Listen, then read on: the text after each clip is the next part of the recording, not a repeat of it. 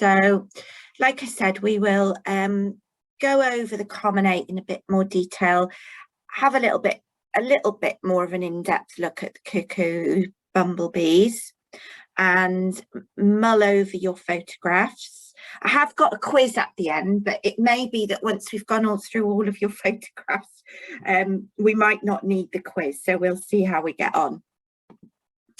So, and after tea then we will look a little bit about practicalities. I know some of you are really experienced recorders, so you may not need to know about field kit and submitting records, but some of you are complete beginners, so you know, bear with us if you know your stuff, and hopefully for those of you who are new to all of this, it will be helpful after the tea break. Okay, so just going back to our suite of clues which we saw last week, you know, Bumblebee Conservation Trust tends to use tail colour when we're identifying to species as the factor to narrow down your choices. So it's good to start with that, and then banding or no banding is also helpful. And then the other features, things like facial hair, shape and hairiness of the legs, length of the antennae and behaviour can help us identify the sex of the bumblebee or the caste, as in whether it's a queen or a worker. And I definitely do use all of those clues to help me with IDs. And I think you can add seasonality to behaviour there at the end as well. That can also give you a clue. So just recapping on the 8 so-called the big 8 common species. The 4 species on the left are what we consider as white tails. I do struggle slightly with the focus on, oops, that wasn't meant to happen, on tail colour, because for example a buff-tail queen doesn't have a snowy white tail, as we've said. It's quite distinctly buff coloured, off-white. But those 4 species are obviously superficially similar in the field, with the 2 on the left, the females having 2 yellow stripes and a white or buff coloured tail. And then the 2 species here, second column in, having 3 yellow stripes with the white tail.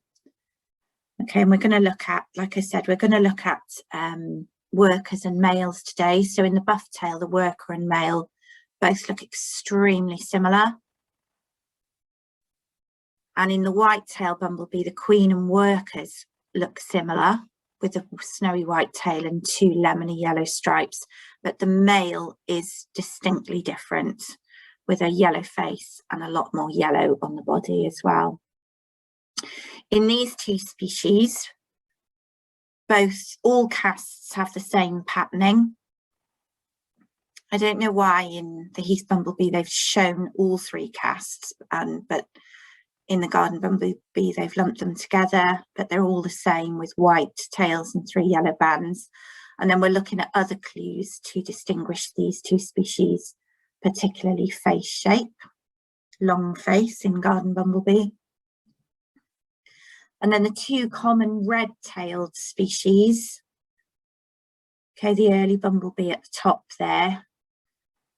And the queen and workers are similar, but often the workers lack that second yellow band, and they have a little sort of peachy tail. And what I'm finding with a lot of the photographs I'm being sent in, not just this group, but every group I've worked with, is that people are mixing up the early bumblebee with the buff tail, because the buff tail can look almost as red as the red on the early bumblebee. But the early bumblebee is a smaller species, and the yellow is much, much brighter And you do get to see the difference in these two species in the field in terms of size and general appearance is quite distinct. But when you're starting out, it's really easy to mix up these two tails, which is obvious from this diagram, sort of diagrammatic representation. And the red tail queen and workers look like this, all black with a more extensive and brighter red tail than in the early bumblebee. And the males, same tail, but they have a yellow collar, a yellow face, and they also have a hint of a second yellow band there on the thorax. We'll go over all these in detail in a sec.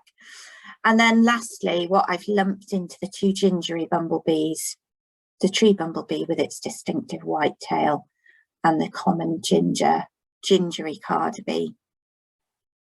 Okay. So first of all, I'm going to show some photographs that people have sent me, which aren't bumblebees, which is quite interesting. Not all from this group, but would anyone like to put in the chat why that isn't a bumblebee? Because that was suggested could be a common carder, not by this group. But what is it about that bee? I mean, you might not know, it might not be obvious, that suggests to you that it's not a bumblebee, because this is a thing I mentioned, which you might have forgotten. Oh, Richard, very good. It does have very large eyes, Philippa. Remember I told you that a hoverfly has huge compound eyes which meet on in the middle, and even though these do look really, really big, they are still on the side, they are still lateral. So it is a bee, it is a bee. And it's actually some good suggestions. It's not a honeybee and it's not a bumblebee, it's a solitary bee. And we know it's not a bumblebee because under the hairs on the face, this bee actually has a whitey cream coloured face. Okay, so it's not a bumblebee, it's actually a male hairy footed flower bee, because no bumblebees have a white face like that. They might have yellow hairs on the face, but the integument is always black. Okay, so not a bumblebee because of that pale coloured integument on the face.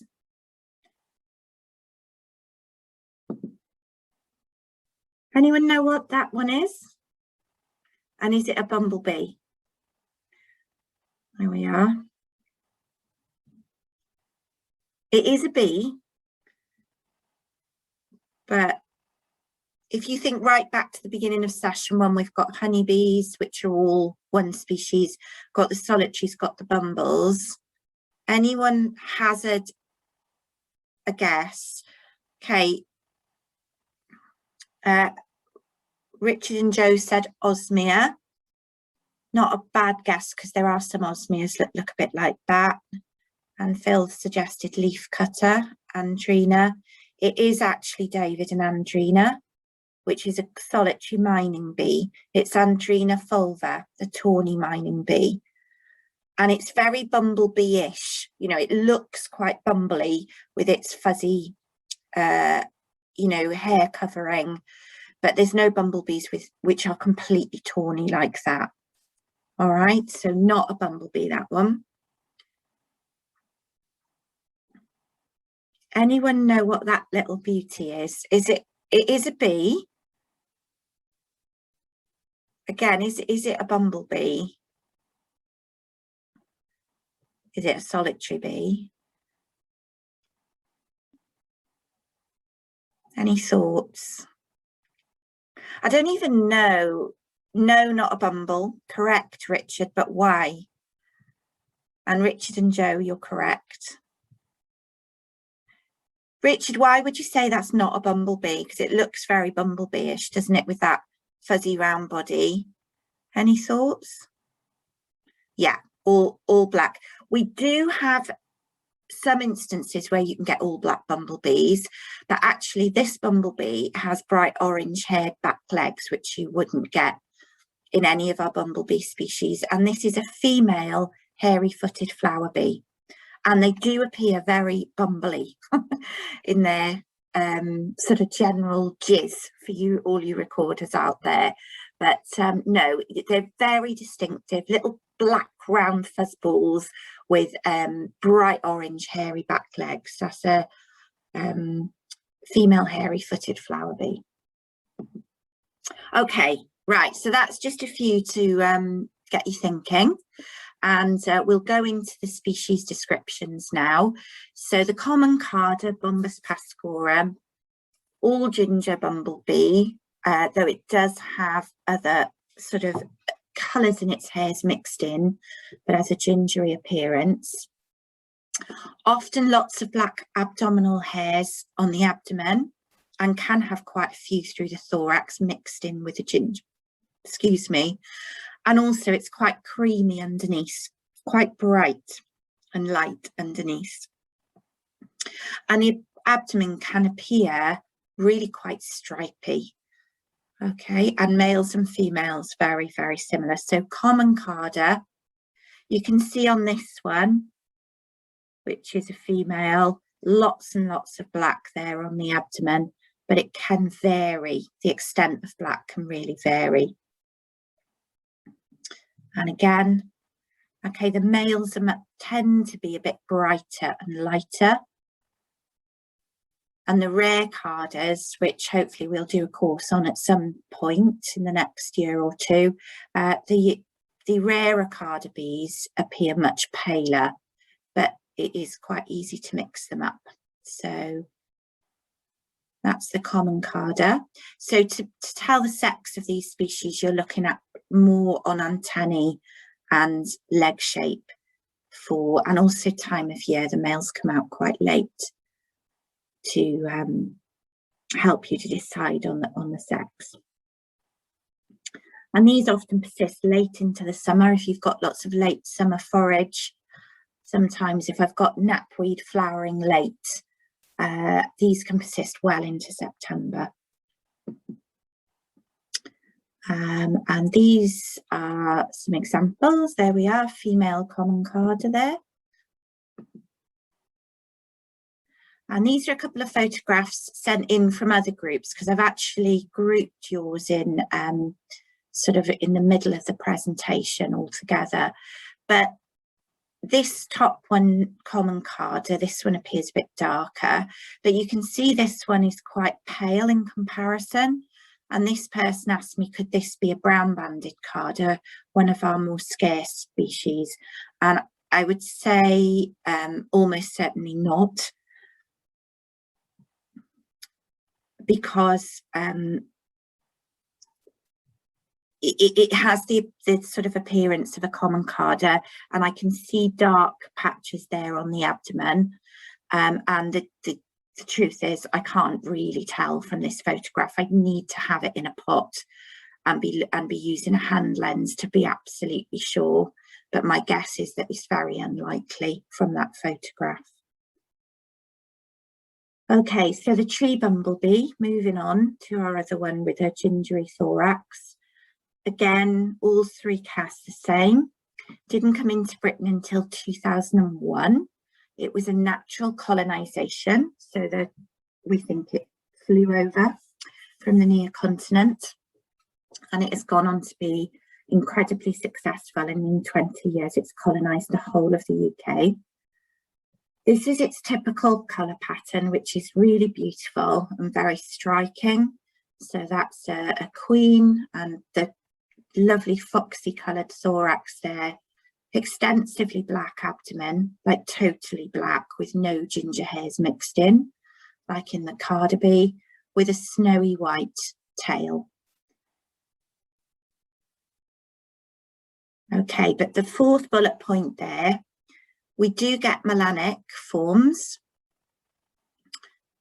or semi-melanic, like this one, where, just to throw a spanner in the works, you're looking for ginger, and it'll appear all black on the thorax. You can just see a little edge of the tawny thorax there, but the rest of the thorax is black in this individual, but it still has a white tail, which doesn't change. So in small workers, it can be quite hard to see the white tail, but it is always there. You'll always get some white hairs at the end of the abdomen. So this melanic form can be a bit of a pain when you're starting out, and you do see them. All right, so keep your eyes peeled for these little ones, and you might, it doesn't have to be the whole colony. As far as I understand it, you can get melanic workers within a colony where others have the typical pattern. So yeah, really common in gardens now. Loves nesting in bird boxes, which imitate its natural nesting site in trees. So it's an aerial nester. A lot of our bumblebees are very much ground nesters, but this one isn't. Maybe that's why it's done so well, because it hasn't had that sort of competition for nest sites with our other species in the UK. As a typical tree bumblebee worker, and I would agree with that. You can see it's a female. She's got white pollen there on her hind legs, on her pollen baskets, and compared to the Cotoneaster flowers, she looks, we can get an idea of scale. So I would say that was a worker, not a queen. And you can see there she's got a bit of a bald patch. And sometimes with the workers that can happen as they go in and out of the nest, in and out of the nest, and they wear a bald patch in the middle of the thorax. They end up looking like little monks with a little sort of edge around the bald patch there. And this was sent in, I think, by one of the Subrek recorders, which is a lovely, lovely comparison shot between a semi-melanic tree bumblebee, and you can see black hairy thorax. It's not bald, that one, it is black hair, and then it's got a little hint of the gingery red there, white tail, lovely example actually. And then in the background we've got a honeybee worker, just to compare. So I really like that shot.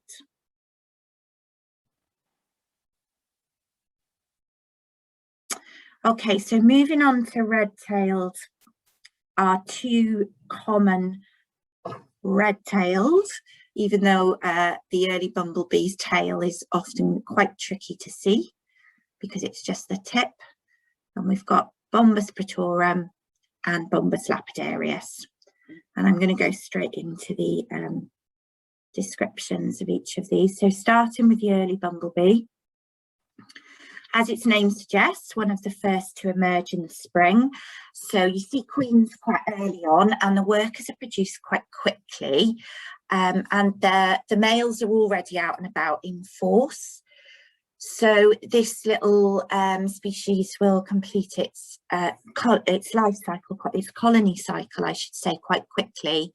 And the new queens, which will be emerging now already, often will just do another colony, and they'll keep going through, you know, through the summer, doing 2 or 3 colonies through the summer before finally sort of the last ones will sense it's getting a bit autumnal, and they will hibernate.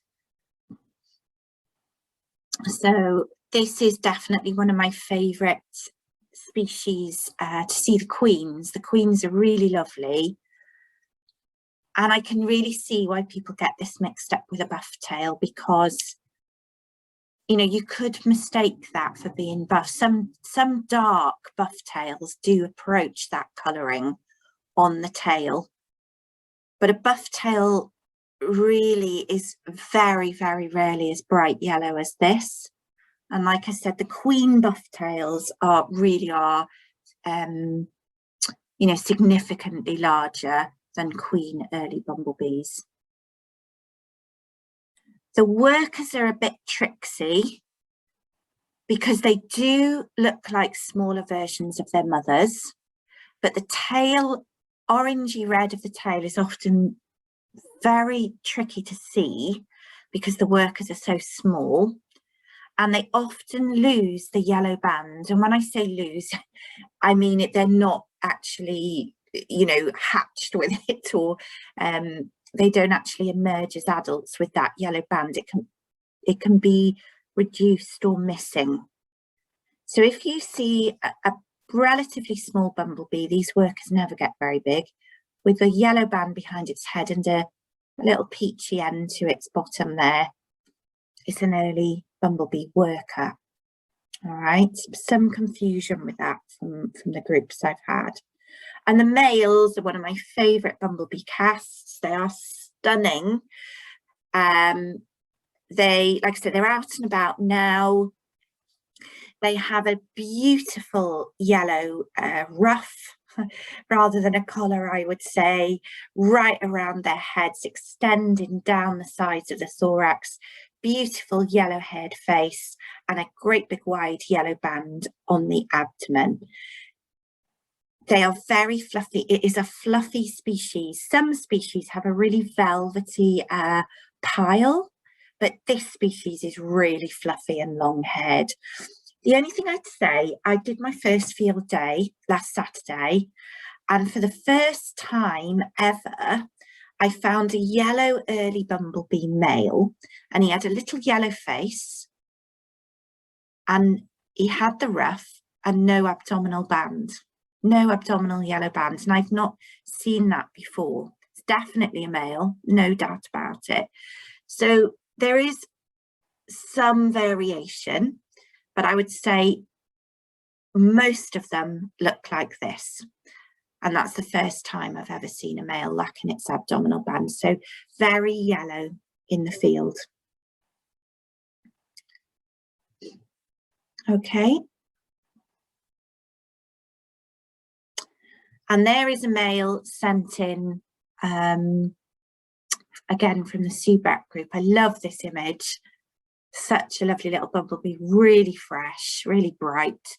You can see actually, compared to my photograph there of the male, this one does have a slightly reduced band, so there is some variation there, but that yellow face and that extensive yellow around his head is very distinctive, and his fluffiness as well.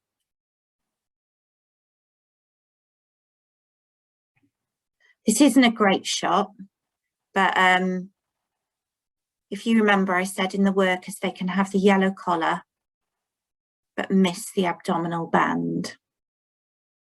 And I can see her shiny pollen basket there, even though it's a blurred image. So early bumblebee worker, that one, but not that easy to see. I think some of you have definitely sent me those, so we'll have a look at more of them in a minute. So the red tail, Bombus lapidarius, there are two. There is a cuckoo and a rare bumblebee that look like this, which I'll just mention in a sec. But in general, remember, we have to speak very generally when we're thinking about size, but it is a bigger species, generally speaking, than the early bumblebee. The queens can be really quite big, like a buff-tail queen. The workers can vary so much, from being absolutely tiny to being almost as big as the queen, depending on how much they've eaten. The males are more consistently sized, and they are distinctive in they have the yellow face and collar. So there is a queen, and the workers are the same colour. And these are male red tails. So the male red tail is one of our 4 common species that has a yellow-haired face, yellow collar, second yellow band on the thorax. But unlike the early bumblebee, it doesn't have yellow on the abdomen. And the tail is much more extensively red than in the early bumblebee, just like the workers and queens. Oops, wrong way. And the 5th bullet point there, I don't want you to worry about remembering this at all, but one of our rare species, the red-shanked Garden Bee, looks exactly like this, but the hairs on either side of the pollen basket are actually red, hence its name, the red-shanked Garden Bee. And it's one of the species we will be looking out for in Wales, because they've rarely been recorded for years and years.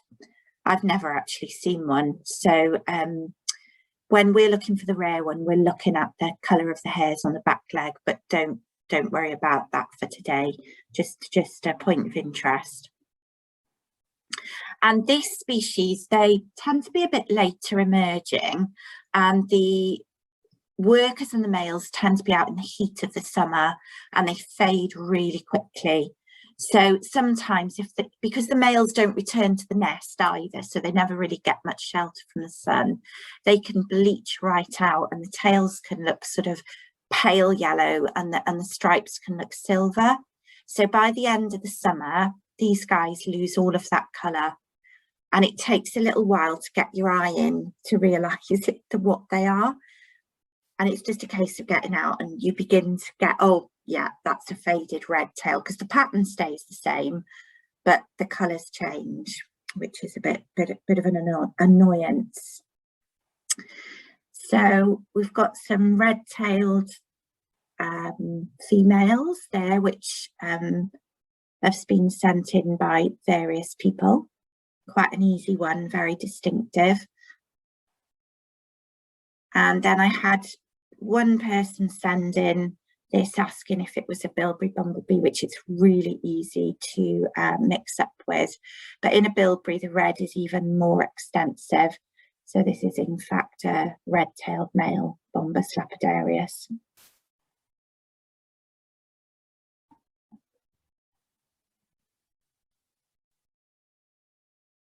Okay, bear with me, folks, bear with me. So we're halfway through. Well, halfway through this bit. Common white-tailed bumblebees with 2 yellow bands. So this is our white-tailed bumblebee and our buff-tailed bumblebee.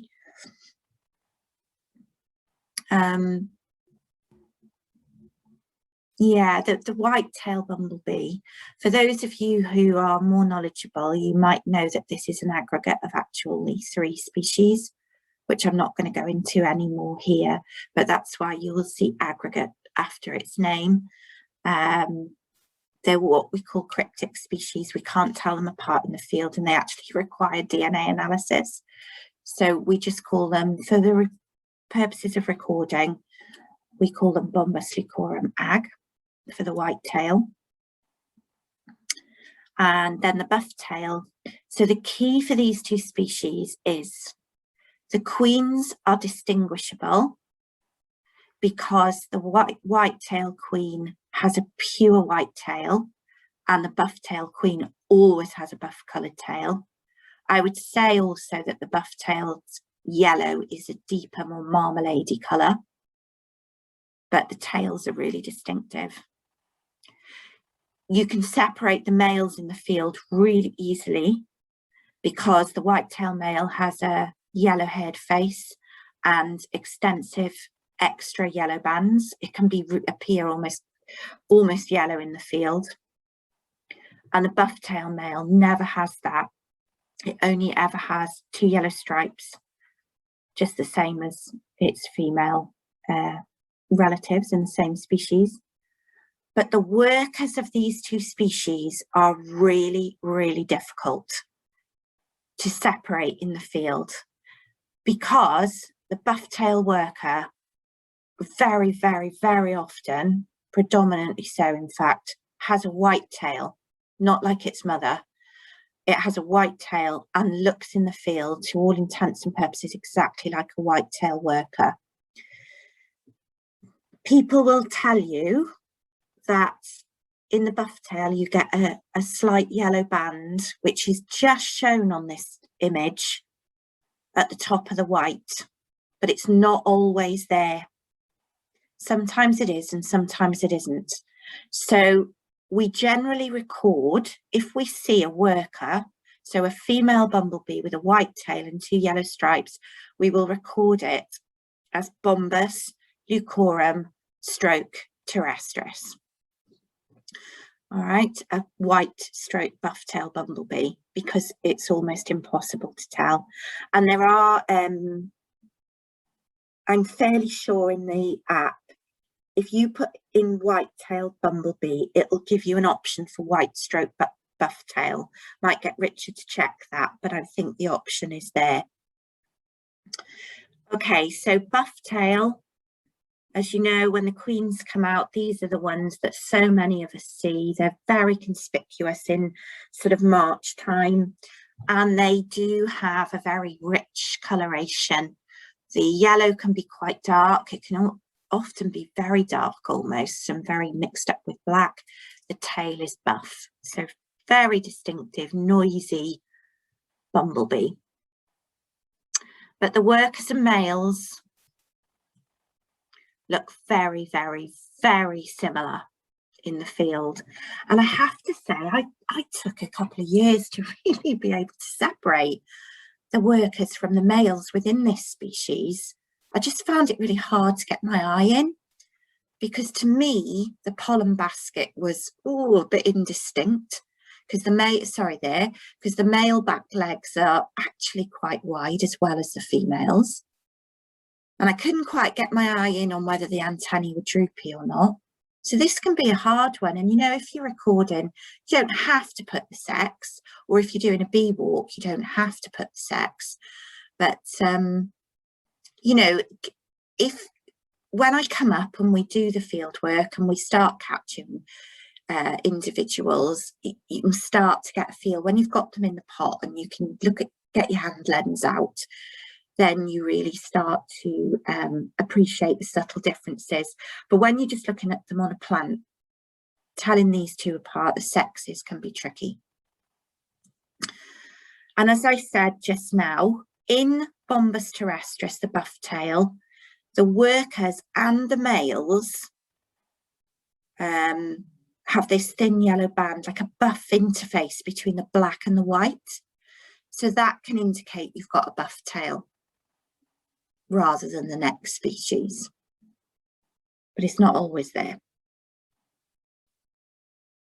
Okay, so workers and males, I feel personally that they take practice.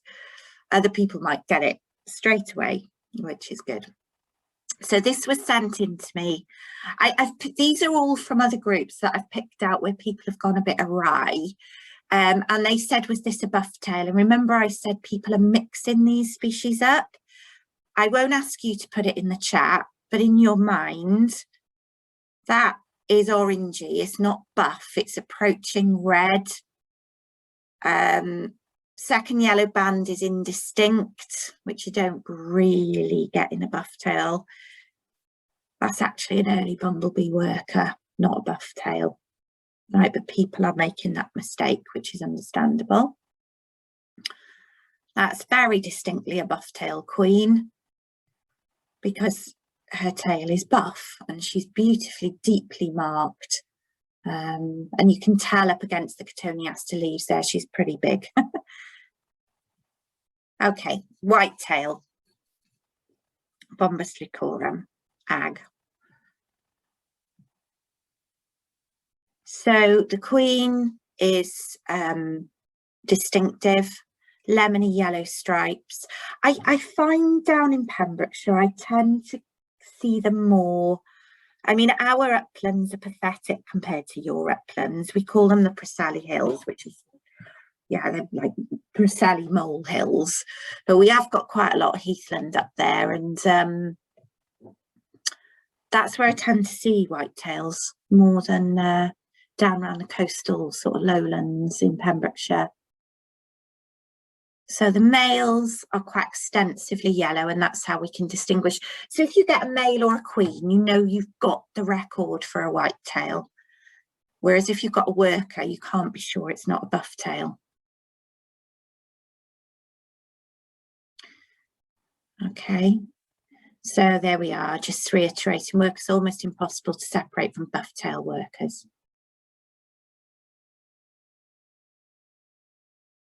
So a couple sent in, I was asked, is this a white-tailed bumblebee worker?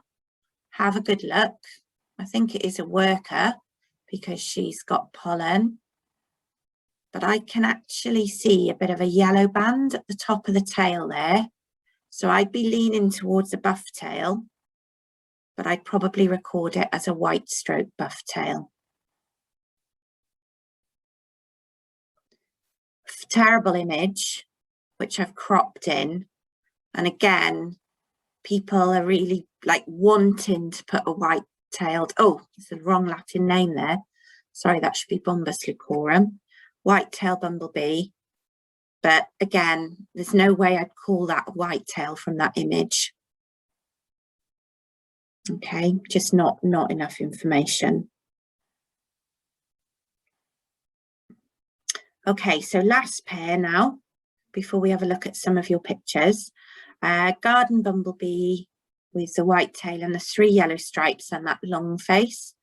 And a Heath Bumblebee, same patternation, but quite distinctively different in the field. It is generally a smaller species. It's a little bit like the early Bumblebee in appearance. Now, I'm fairly sure it's quite closely related to the early Bumblebee, actually, genetically. It's fluffy and more rounded and smaller, and it has this lovely little heart sort of round face. I suppose how do you describe it, that in the Garden Bumblebee, the face is longer than it's wide, and in the Heath Bumblebee, it's about the same, you know, it is much more circular. And also habitat, if you look at the distribution maps, which are pretty awful maps, but it just gives you a clue that this one is more restricted in habitat, and it is associated with heathers. So while it is in the big 8, it is the most restricted of the big 8. But where you do get heathland, you do see it. So and it's a lovely species. I think it's my favourite bumblebee species. It's really nice when you find it foraging on a sunny day on heather. And the Garden Bumblebee, you know, it's ubiquitous, it's everywhere, and particularly in gardens, very common in urban habitats. So you're more likely to see that one, although you all live in North Wales, so maybe not. So Garden Bumblebee.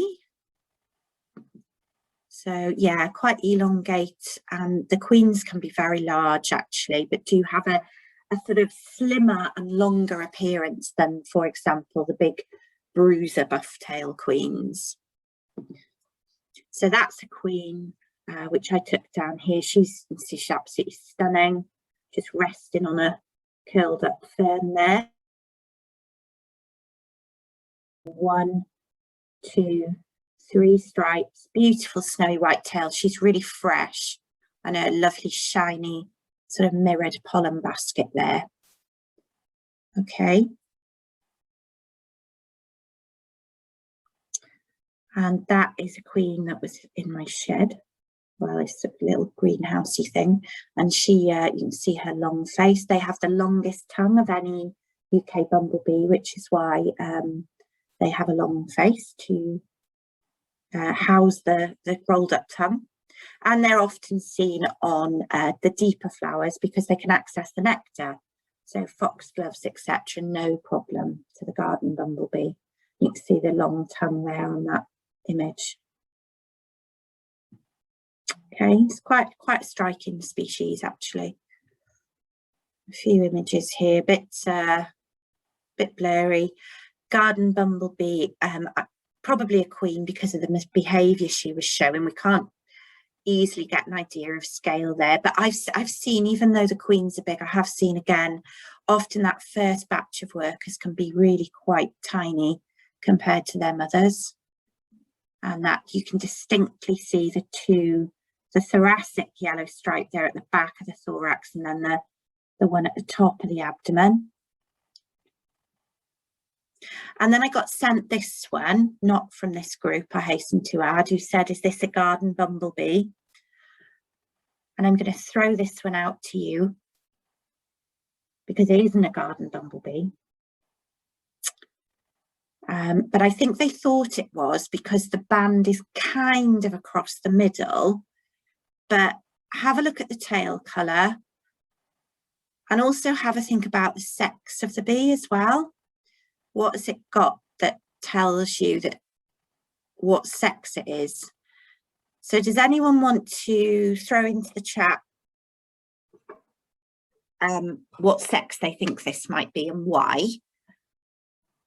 And also what species it might be. So look at the clues for sex and then look at the clues for species. I'll give you a minute to have a think. It's so hard when I can't see you and be in the same room as you, because okay, male furry face, male. Yeah, and it's not just because the face, it's yellow face is male. So it's not just that it's got hairs on the face, but it's a yellow face. Yeah, fuzzier, hairy yellow face. It is Fee, well done. It is a early bumblebee, Bombus pretorum male. Extensively yellow face, long antennae, and you can just see that rather indistinct, but it is there, reddish bottom. I hope that's okay. It's very difficult because some people need to think for a while and other people are really quick. So I apologise if I'm being a bit quick or a bit too slow on these. And last but not least, my little favourite. So same banding as the Garden Bumblebee, but round face. Okay, so there's a little Janellus. 1, 2, 3 bands, and can you see it's sort of kind of fuzzy and rather scruffy, a bit like the early bumblebee, longer haired. Okay, and there are some male Heath Bumblebees. You can see you haven't got that long face in profile. And 1, 2, 3 yellow bands and a white tail. What the diagram is incorrect in is that it's showing it with a black face, but it doesn't. It has yellow hairs on the face in this species, so that needs to be corrected from our end. So that's the Heath Bumblebee. And that is also early emerging. So if you went up on some heathland now, you definitely see workers. You might even see some males of Bombus Janellus already. Right, okay, here we go. So let's see how you did. What I haven't had a chance to do, and I apologise, I haven't put in your suggestions for your photographs, but you know what you suggested, so hopefully this will prove you right or wrong. Most of you got everything right, and where you did make a couple of mistakes, I could totally see why, and I really apologise if I haven't included your photograph. So let's throw some of these open. I know everybody's probably gasping for a cup of tea, and there's loads of these. Let's just throw them open quickly. Anyone want to guess at that one? Let's do sex and species. So I want to know, you can either do either or both in the chat. Okay, we've got some coming in. So if you can work out what sex it is, but you're not sure species, just put the sex in. And there's a really obvious clue on the sex in this picture. Okay, tree bumblebee. And it's a female. Yeah, I'm guessing it's a worker rather than a queen. Yeah, sorry, the chat's being a bit worker equals pollen. Yeah, so lovely pollen baskets. Tawny thorax. We can't quite see that white tail, but it can't be anything else with this jet black abdomen. And you can see she's gone a bit bald, so she's been really busy. She's been in and out of that nest like crazy. Tree female, most likely a worker. That one, somebody's started potting. Nice shot through the pot. So anyone want to have a go?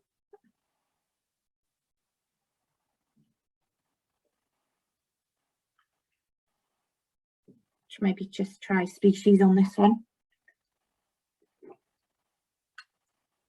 Yeah. Okay, common carder. Yeah. Can't be anything else, because if it was a tree, it would have a blacker abdomen. And I can actually see the beginnings of a pollen load there. So fairly sure that'll be difficult to tell workers and queens on this one. So I probably wouldn't call it, but it is a female.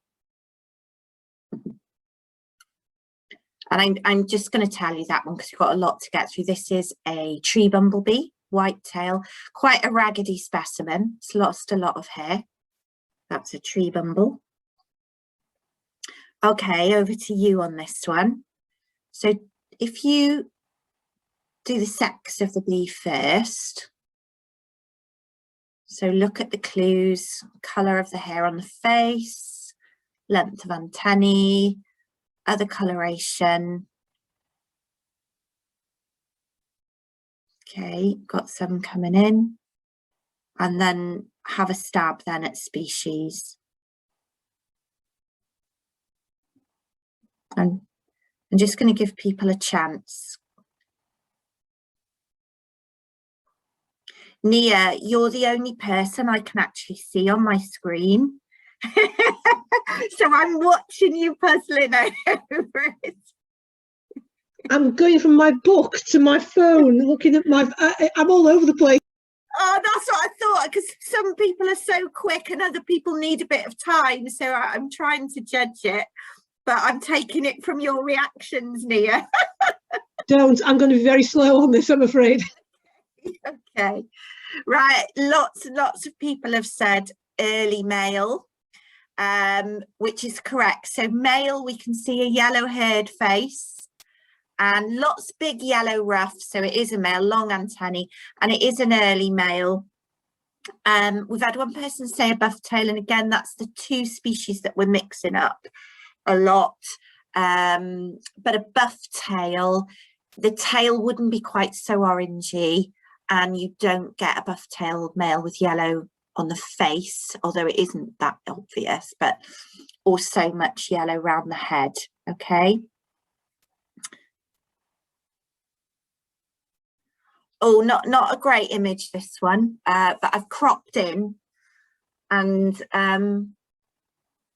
yeah, I mean, I think this is impossible for me to say between white and buff tail from the image, because it looks very snowy white-tailed, but I don't know whether that's a buff tail worker, and I can't get any idea of size really. So if it was nest searching, I'd be leaning towards a white-tail queen, but because it's foraging and I can't really tell, I'm going to record that. I would record that as a white stroke buff tail.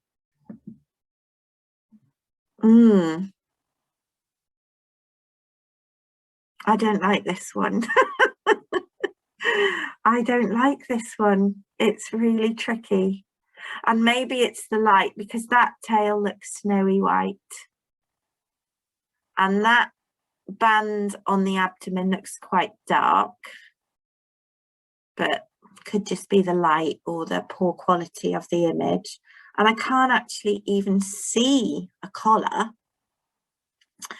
And occasionally in buff tails, you will get a collar missing, very occasionally.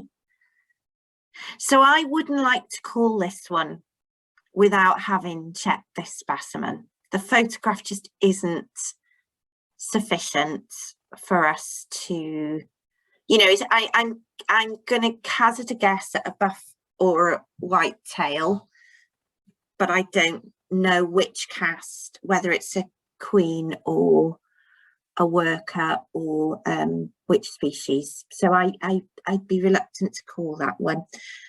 And I am at a stage in my skills where I still do refer stuff to people that are a lot more experienced than me. So very often on a photograph like that, I get, you know, other opinions, but sometimes we just say, you know, it's not good enough to record. And that's a tree bumblebee. So nice ginger thorax. I can just see the white tail with a predominantly black abdomen. So that's good. And a really lovely shot of a Tree Bumblebee, probably a worker with her pollen loads look so heavy there. She's looks like it's dragging her legs down. So Tree Bumblebee, good, good. Oh. What about that one? It's not a great image. Any thoughts, sex and species on that one?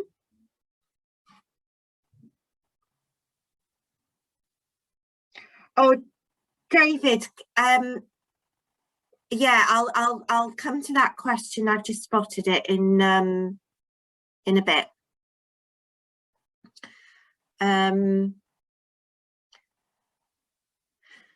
Okay, so if we have a go at this one, I think this is a male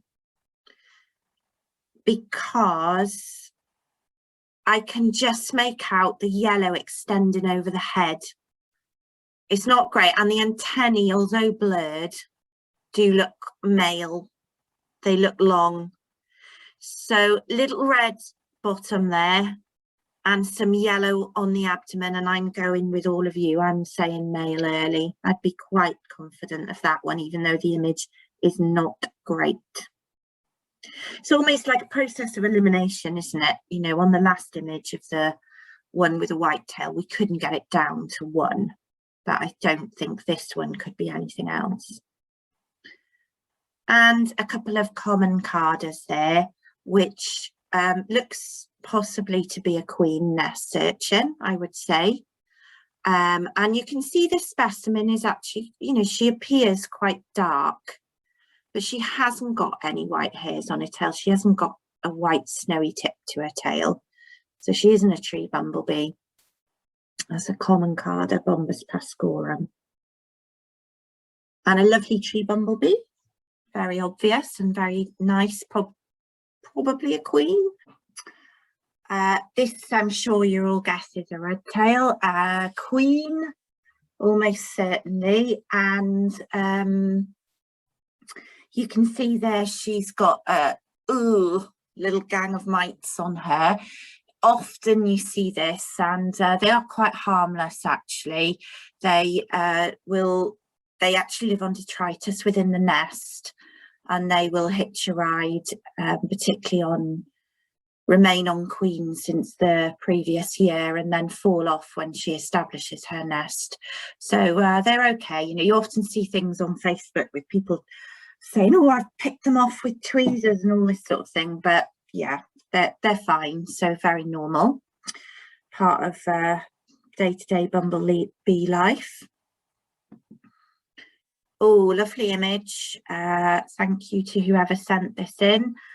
And straight away we can sex that one very easily. Gorgeous pollen baskets, lovely little short antennae, and very, very obviously a tree bumblebee worker, beautifully coloured and very fresh. So I'm guessing she's not long emerged as an adult. And a red tail there, Bombus lapidarius.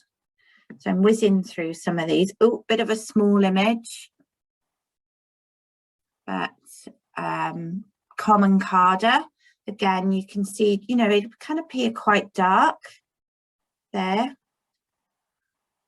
Perennial cornflower, good for at this time in the season for bumblebees. They love it. And two images there. This one. Oh, sorry. So should we ever go on the one on the left, what looks like a dead bumblebee there? Do you want to pop in the chat what sex? Not easy to look at, no antennae or pollen baskets visible, but you should be able to do that one to sex and species. So do you want to have a go at that one on the left?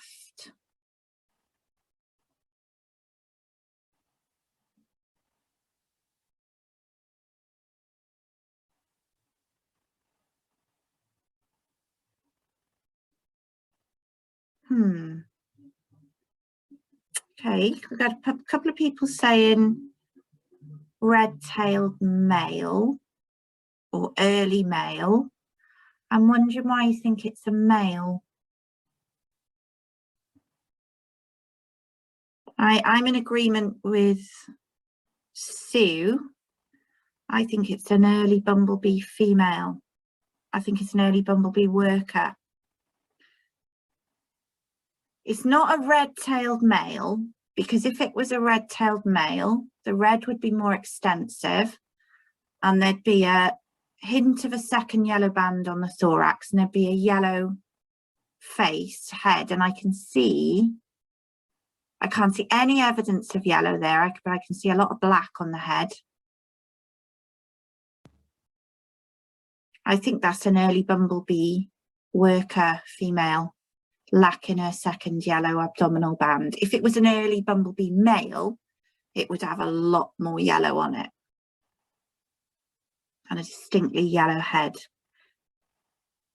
So I would put my money on early bumblebee worker, and I would probably put my money on this one, which is a bit small. I could have cropped this in a bit, actually. This is obviously a female because she is it's got pollen baskets there on her back legs, just visible, and I would put this on being the same, early bumblebee female. I can't see another yellow band, but I know it's a social bumblebee. I know it's a female, and really the only one that has a yellow collar, missing its second yellow abdominal band. I can't see its tail, but I think it's going to be the same as that one. Okay. I hope everyone's okay with that and can see why.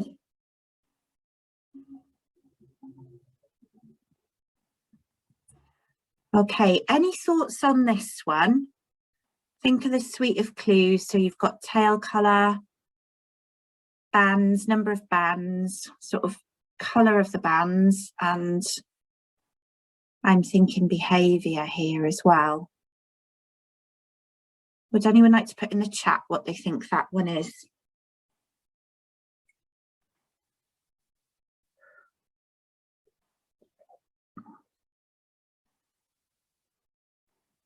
Yeah, David said white tail queen. Sue has said white tail queen.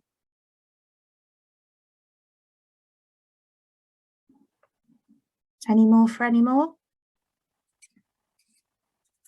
I would agree. I think that's a white tail queen looking for a nest. Beautiful snowy white tail, no buff coloration at all, lemony yellow bands. It's a stunning bee actually, and she's not foraging. Okay, she's nest searching. So yeah, I would say white tail queen, Bombus lucorum. Oh, blurry red tail there, Bombus lapidarius. And a gorgeous tree bumblebee. Everyone hopefully happy with that. I can't, yeah, anyone say anything? Can I just ask, you can see quite a lot of shiny skeleton on that, and I've noticed that on some of the ones that I took a picture of. So I'm not sure what the question is. It's just an observation really, that you can see quite a lot of the shiny sort of structure. Yeah, absolutely. I mean, remember what I said earlier about, you know, this one has obviously been around a little while, and she's obviously been working quite hard because she's getting her bald patch there, and for sure on the abdomen it almost looks like there's hardly any hair at all. You know, the integument is shining through. So yeah, absolutely, that definitely does happen as the season wears on. And sometimes, you know, you can see workers that have lost almost all of their hair, especially on the thorax, going in and out of the nest. But yeah, it is a good observation and quite common. Okay, bit blurry this one. I'm not sure we can do much here. I'd be, oh, Yeah, white buff tail worker.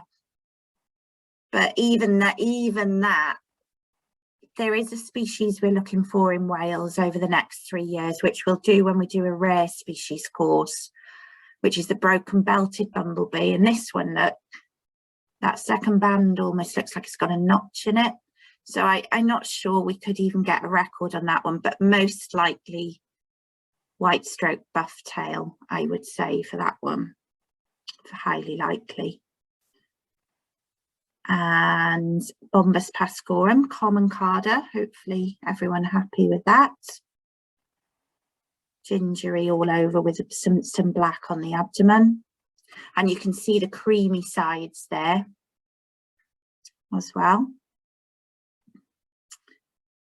Right, what about this one? Lovely image, really lovely.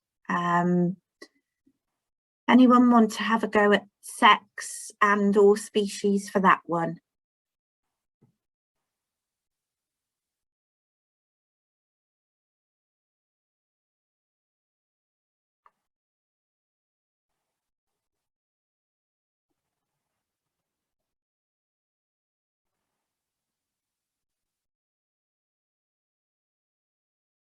We've had Richard from Cough Nods.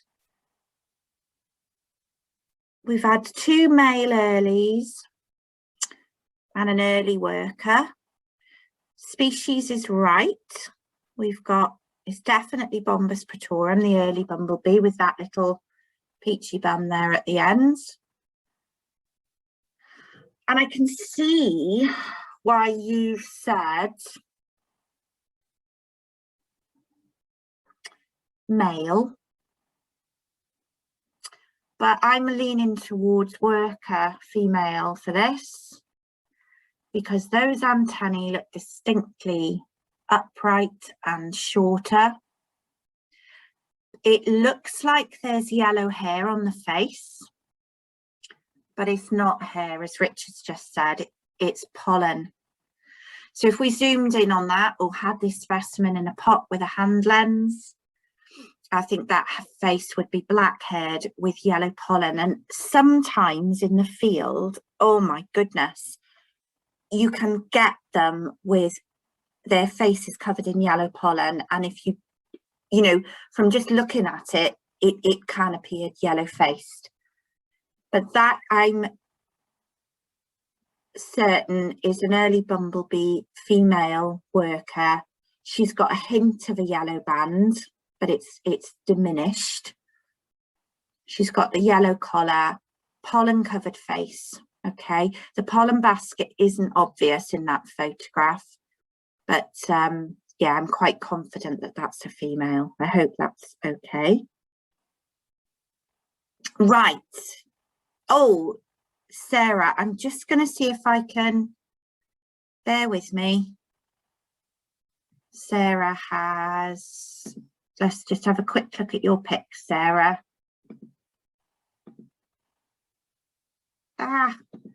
Wonder if we can just, okay, so hopefully everyone can see that common carder there from Sarah. Nice image. Probably a queen.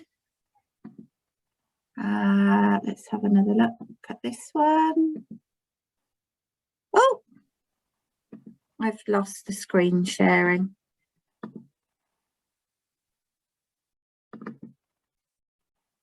Hopefully you can see that. Common carder queen. Okay. Right, so I'm going to go back to our PowerPoint. It stopped again. Bear with me. Thanks, Claire. Thanks for finding it. Yes, sorry, that was a bit yeah, messy I don't know there. what happened to my ones I sent yesterday. Thank you. Don't worry. Right, okay, I'm not going to dwell on this because I want to move on to the recording, and this isn't a course on cuckoos which need a whole load of input and experience, really. It's really hard to get field experience of cuckoos because they're so few and far between.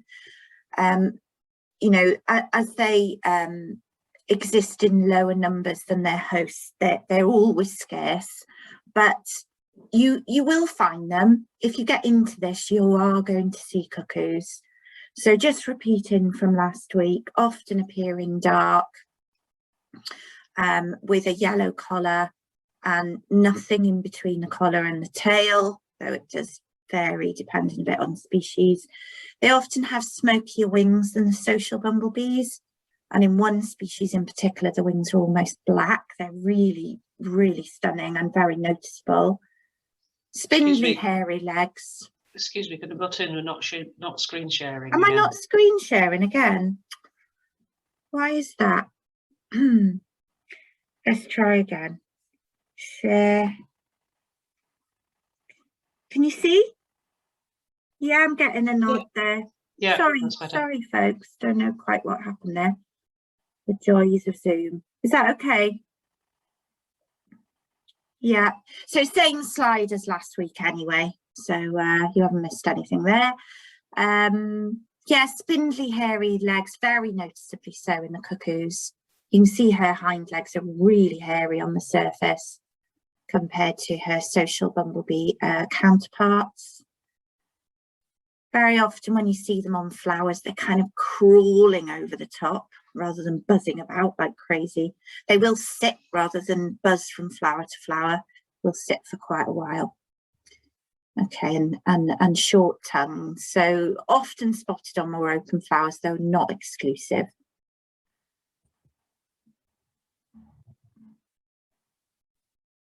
Okay, I'm going to whiz through these. Hopefully you have been sent this sheet, which will help, or one very similar.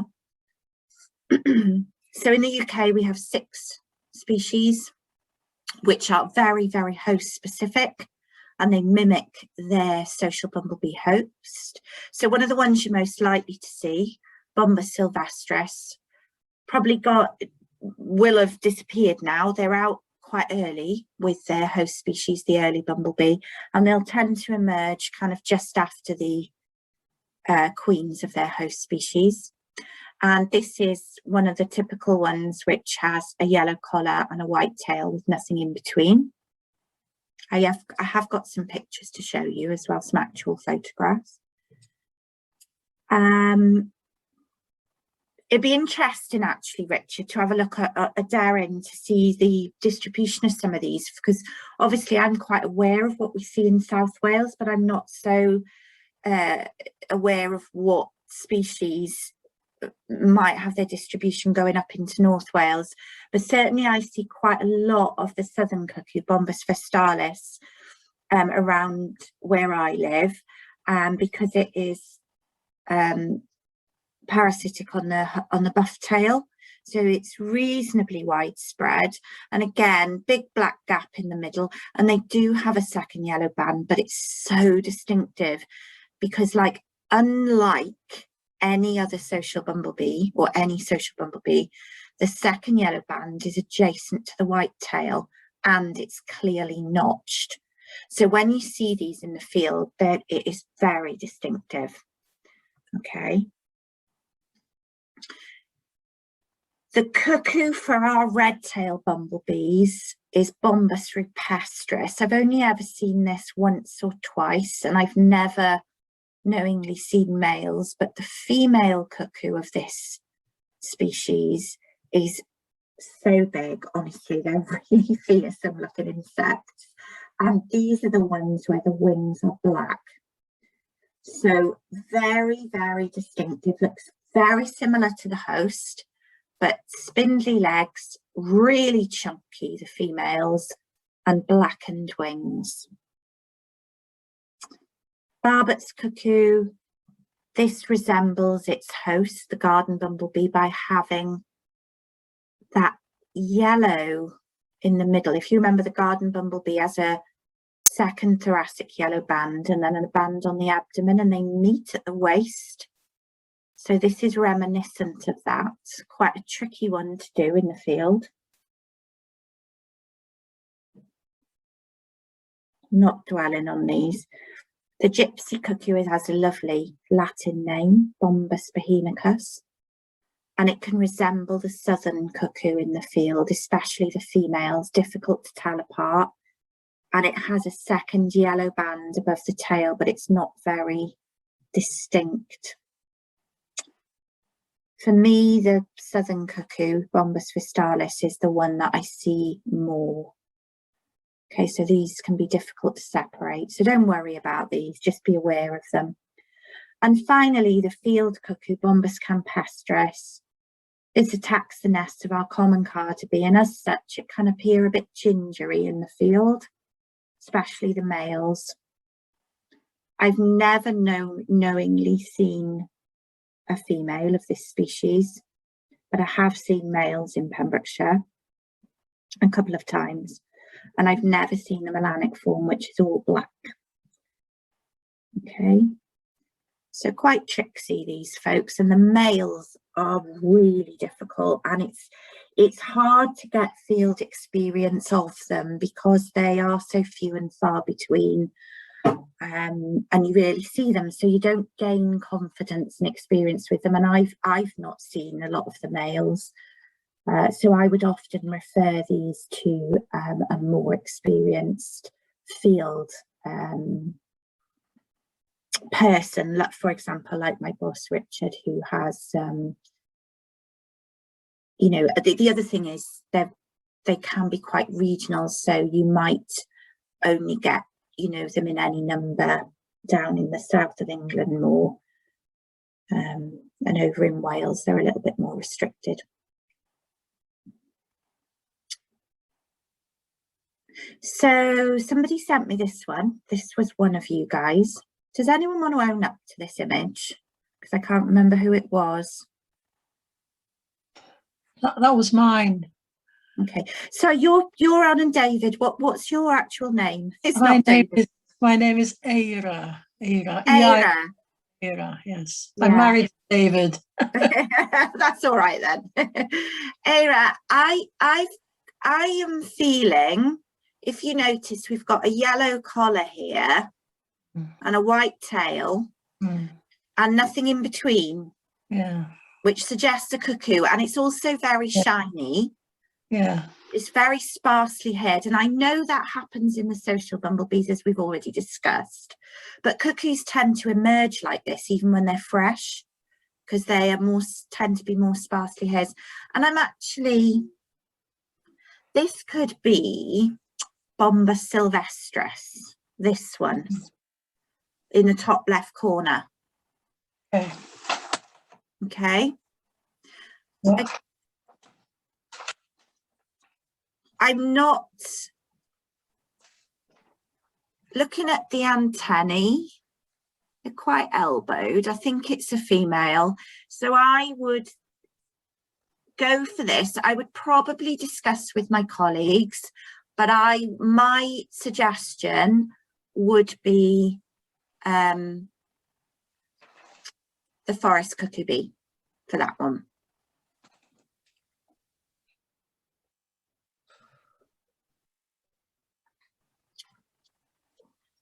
I feel triumphant. Yeah, you go for it. And this one was sent to me by Coughnod's own Richard Gallon. And this is definitely a cuckoo bee. Richard, are these the same? No, they're not the same individuals, are they? Because this one's dead. Yeah, no, they were photographed a couple of days apart. So yeah, so it's quite a few weeks ago now, isn't it? So I'd forgotten, but yes, this is a dead individual. And Richard suggested to me Bombus vistalis, which is I only ever learned the cuckoos with their Latin names. I don't tend to use the common names, so I always have to remind myself. Southern cuckoo, so yellow collar, white tail and yellow band with yellow notched band.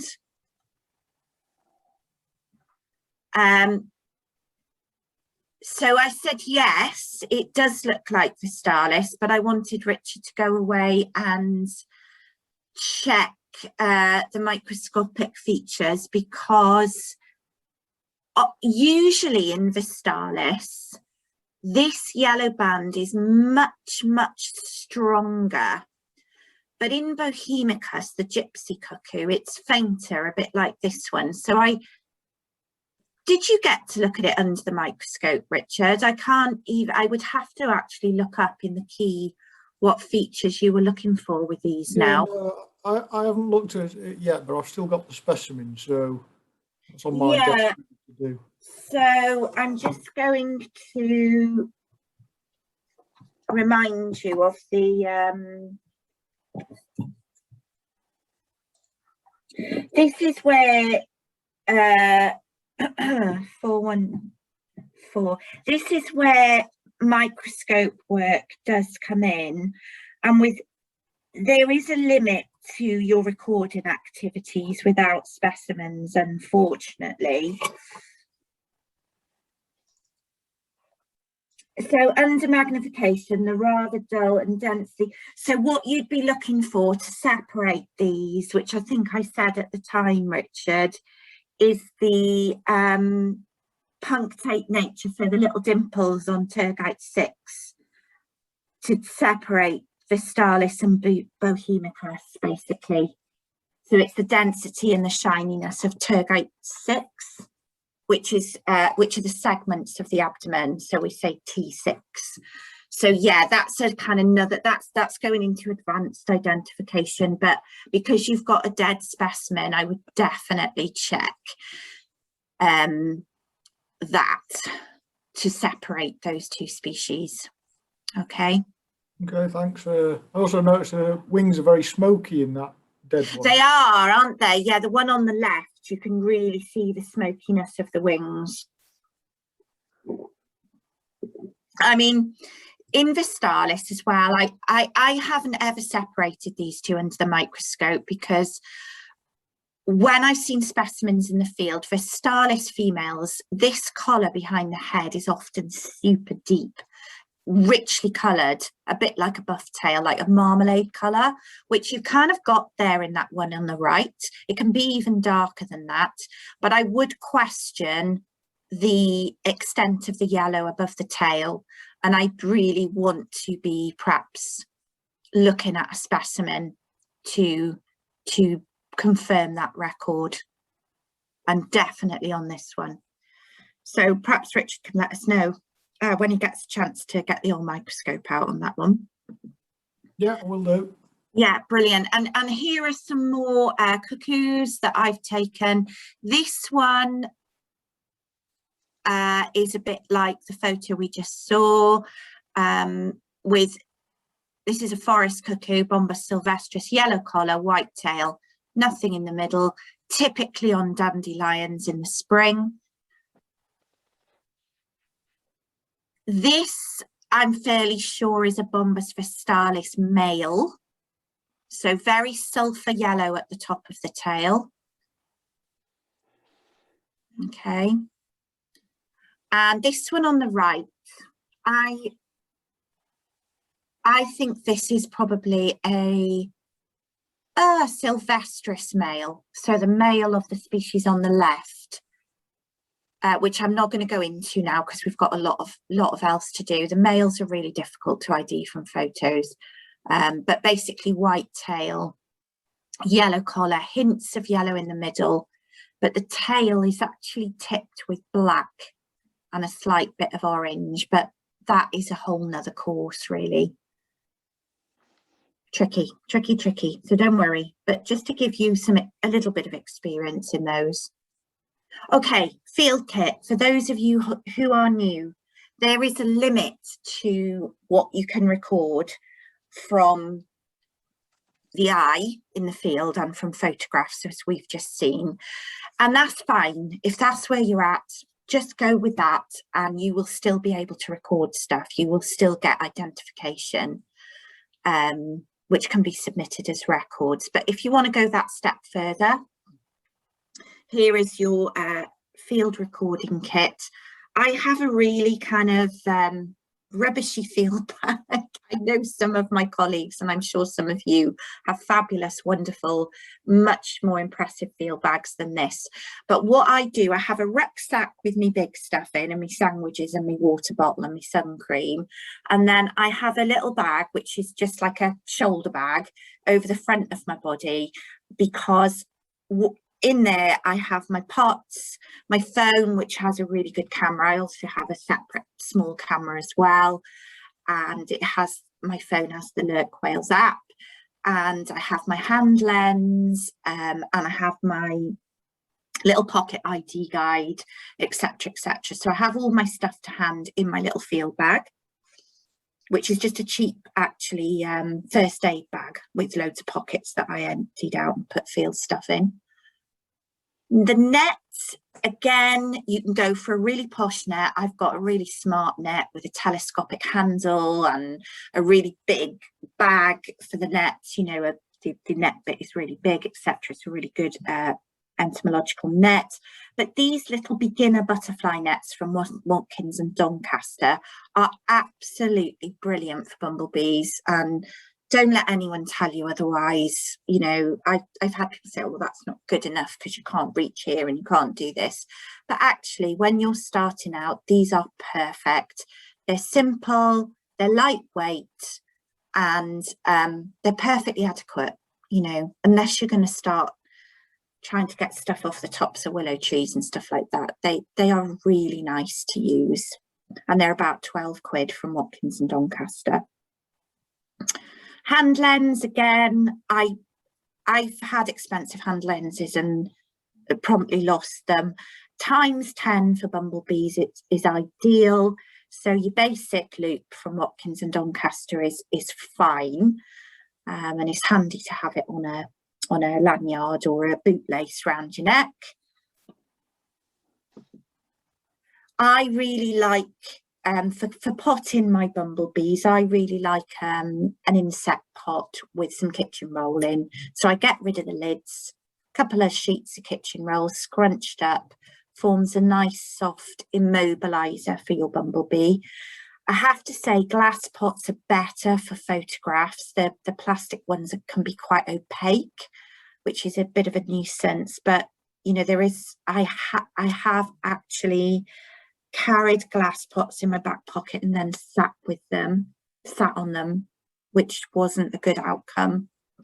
So just beware, you know, of using glass. It can smash in your field bag, but it is really nice for visibility of the specimen. And some people I know in the trust, some of my colleagues, instead of a pot with a kitchen roll, they'll use these queen marker cages, which are, you know, a beekeeping tool, and that's what I've been sent for all my field work, but I really don't enjoy using them, because I find the bees' legs just get caught in the net, and yeah, not my favourite piece of kit, but some people find them useful, and they're on Watkins and Doncaster as well. So, you know, that's your basic kit, but a camera or a really good phone camera with your your Lurk app and your GPS is for me now has become an essential bit of kit as well. Right, just going through some field guides. The Bumblebee book. Oh, I don't know if I've got a copy to hand now. So yeah. Oh, sorry guys, I don't have a copy to hand, but it's A5. Oh yes, I do. On my messy desk. So this is a lovely beginner's book. I would heartily recommend this for you if you are beginners and you just want to focus on bumblebees for now. It's quite thin and lightweight, and it separates all the British bumblebees, so goes beyond the common 8 by tail colour, and is packed full of images written by my colleagues, including Richard Common, who manages this project. So that's lovely, and it's only a tenner, so it's quite cheap, and all of the proceeds go to the Bumblebee Conservation Trust. I think it's available on Amazon and on the Trust website as well. So that's a good beginner one for ID. This one, which I think my copy is in my field box, which is in the car, but the Field Guide to Bumblebees by Edwards and Jenner, pictured there, is a lovely book. It's smaller in size than this one. It's really lightweight and thin, and it's brilliant for popping in your field bag. So I'm not sure how much that is at the moment, but that's available on all the usual sites. And it is a really lovely beginner's book, really easy to use, and it's got a nice little kind of pattern guide to bumblebees in the centre, which when I was starting out, I found it really, really good. So that's another good beginner one. This one you might come across by Priest Jones and Corbett. It is just bumblebees, but it's quite heavy going, and it's got quite complex dichotomous scientific key in it, which I think for the level we're doing at the moment, beginning recording is quite unnecessary. So I probably wouldn't go for that one, but it's got a lot on bumblebee ecology and would answer a lot of your questions quite comprehensively. Not that user friendly. This is a really nice bumblebee coffee table book from the RSPB Spotlight series, again written by Richard, who manages me. And it's just a lovely introduction to bumblebees, I would say. Really nice, easy read. And this one, which a lot of you may know because it's gained a lot of followers, this is Field Guide to all of the bees of Britain and Ireland, not just the bumbles. It's not for the faint-hearted. It's got all the solitaries in as well, complete with a scientific key, which some of you I'm sure would be really useful for a lot of people, but perhaps a little bit off-putting if you're just beginning and you just want to focus on bumblebees to start with. This is almost like a next step for ID in bees, including all of the solitaries. Quite heavy, but brilliant. And digital resources. Even a few years ago, I wasn't really putting these into presentations, but oh my goodness, they are so good now. So when you are, these are identification, not recording resources. So have a look on our website. That's a good place to start. So we've got a whole section. Also, if you like your smartphone or your tablet, please do download, bear with me, and I will hold this up to the screen. If you can see on my phone there, that is the Bumblebee Conservation Trust icon for our What's That Bumblebee app. Can you see that on my screen? It's Yeah, fine. I'm gonna press on it, and you'll see our logo comes up. Whoop. And this is just for the common 8. And if you press on a species, it will give you, so that's Tail Bumblebee, it'll give you photographs, information, distribution, similar species. Oh, it's really lovely app. It's completely free and it's really enjoyable and easy to use. So I definitely recommend, if you're happy using your device, download the Bumblebee Conservation Trust What's That Bumblebee app. And also, again, if you're on Facebook, which I know is like, oh, like Marmite for people, really, I hate it, but it does have some useful groups, and the UK Bees, Wasps and Ants group is the one I absolutely point you to for identification help.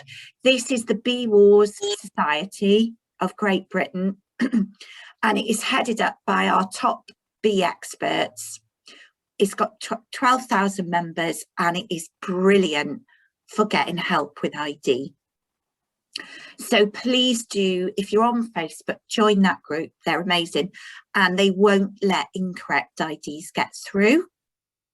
And they are our UK verifying team for all of our Bumblebee records anyway. Okay.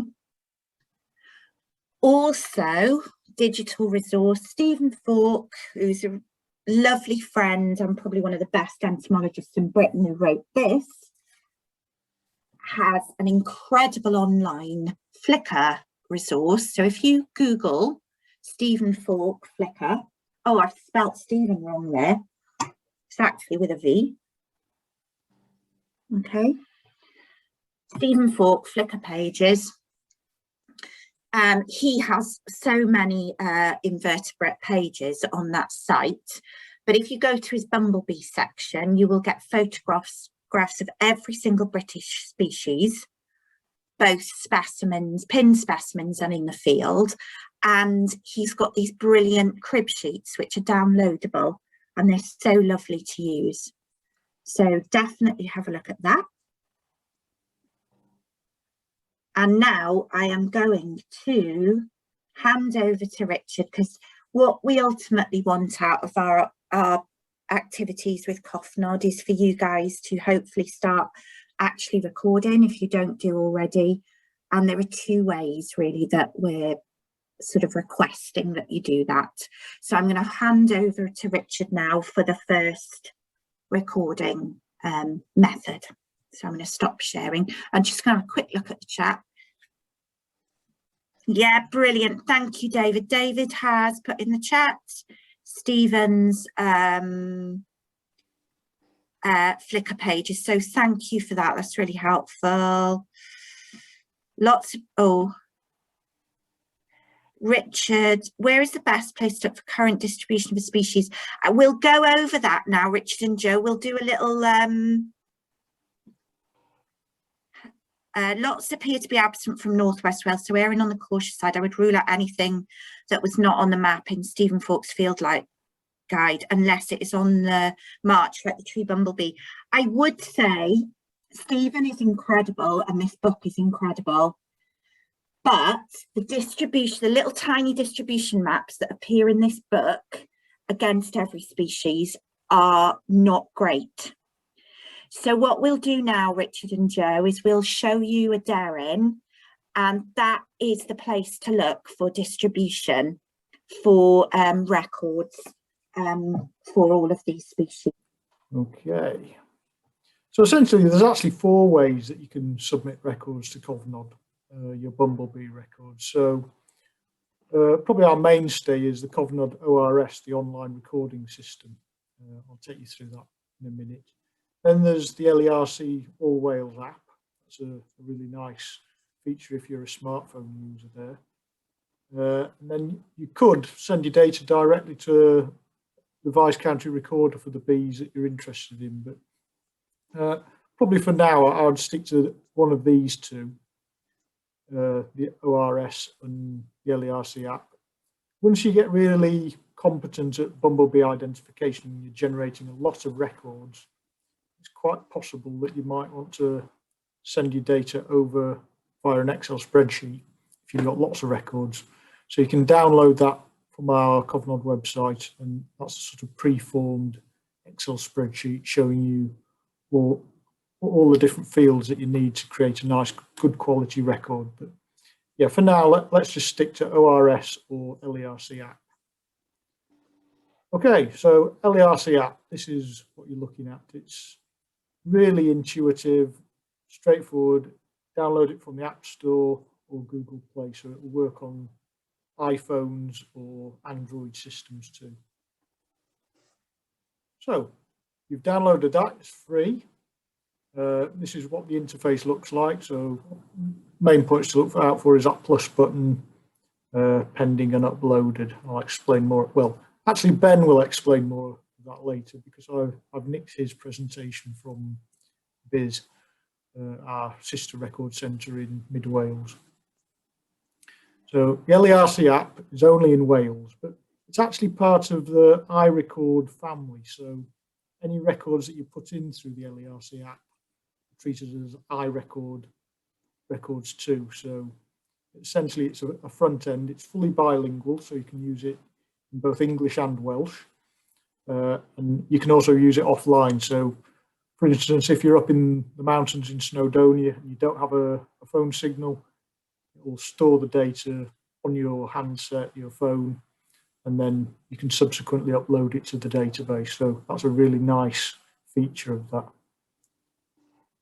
And it obviously accounts for all those 4 Ws I explained in the last session. So the who is obviously what you've logged it onto the LERC app as, so it'll take your name from that.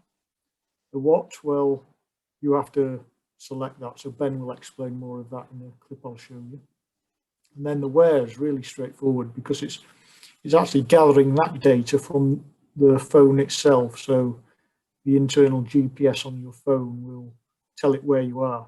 So that saves you having to search around on Ordnance Survey maps to pinpoint the grid reference. And then today, the when automatically defaults to the day that you're entering the record, but you can change that. So if you're, say, photographing a dead bee that you found last week or something like that. Okay, so there's Ben here. He's going to take you through how to actually use the LERC app. Not a bee example, but it will give you the basics. So I hope this plays well. It's sometimes a bit temperamental, but let's keep our fingers crossed. Which is growing in the churchyard behind me. Here's the Lurk Wales app home screen. To add a new biological record, click on the green plus symbol. Type in the name of the species you want to record, in this case a ewe. The drop down list will appear. Select the one that you want, ewe, conifer, tap on that.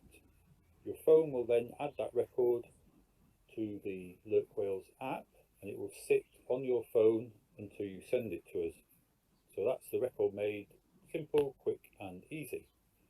If you want to check the details, click on the record line and you can see we've recorded a ewe, we've got the grid reference and today's date. In red is name missing. It's always good to add a location name so we can cross-reference that grid reference. So tap on the location line and type in the name of the nearest place, in this case Brecon. Use the back arrow top left to go back to your record where you can add other information if you wish. Really useful is to add a photo of your records if you can. So bottom left, click on the camera symbol. You can add a photo you've already taken from your gallery or take one there and then by clicking the camera symbol. Take a photo of your yew tree. Bottom right, click OK to add it to your record and to send it to us. At the moment that record is just sat on the phone. To send it to us, top right, click upload.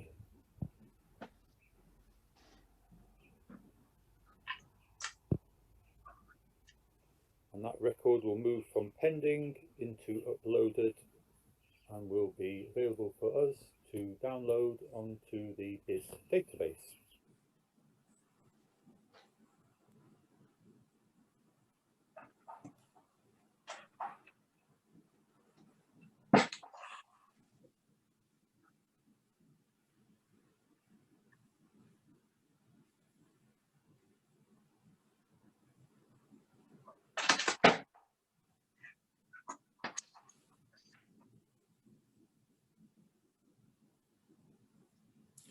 Okay, I think the video stopped. Could someone just confirm that? So I can't hear it. Yeah, it stopped for me. Yeah. Okay, thank you. Right. So Ben's sort of giving you an overview of how you use the LERC app. So you'll see it's quite intuitive. It's, if you're a smartphone user, you'll take to it like a duck to water.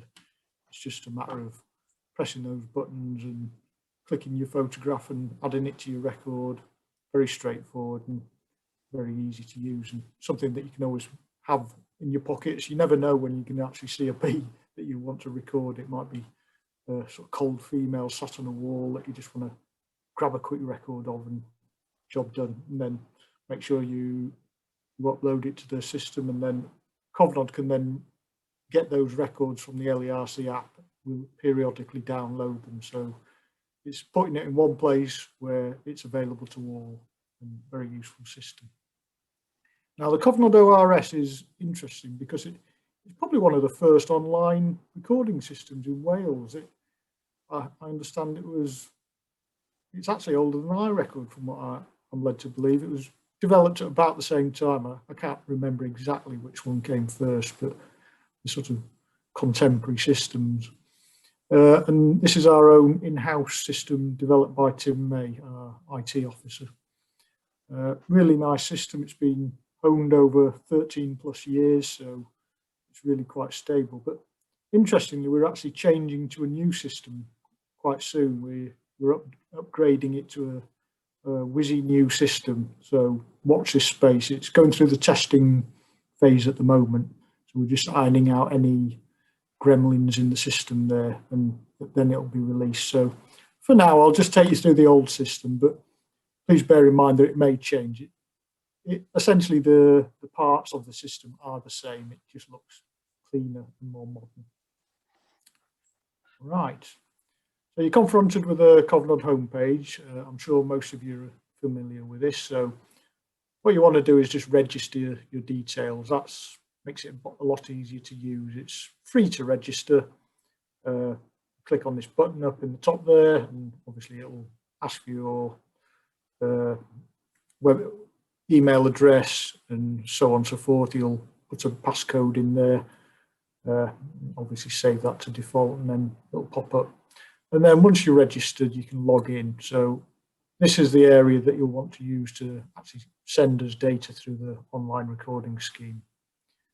Right, so you've registered and now you've logged in. Well, here you are, you're confronted with this screen, and you can either enter records or you can actually view the records that you've just submitted. So it's nice because you can go back over your own records and do all sorts of things that I'll show you later.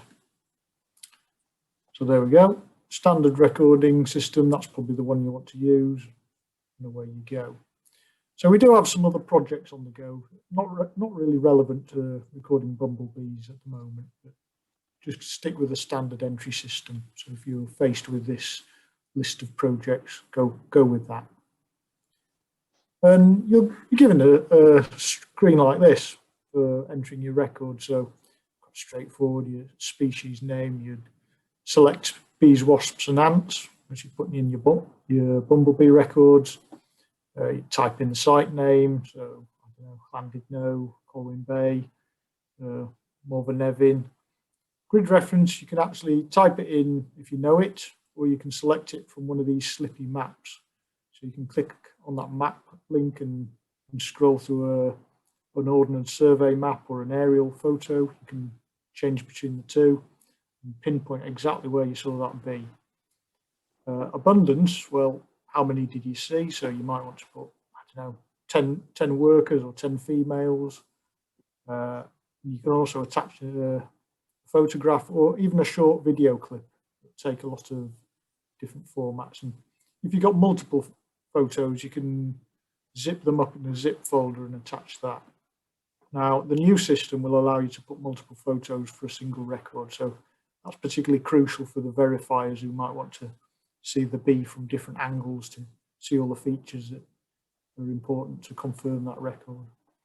It will take your recorder name from your login details, but maybe you're recording it for somebody else, so you might want to overtype that with, I don't know, a friend that's passed a record to you.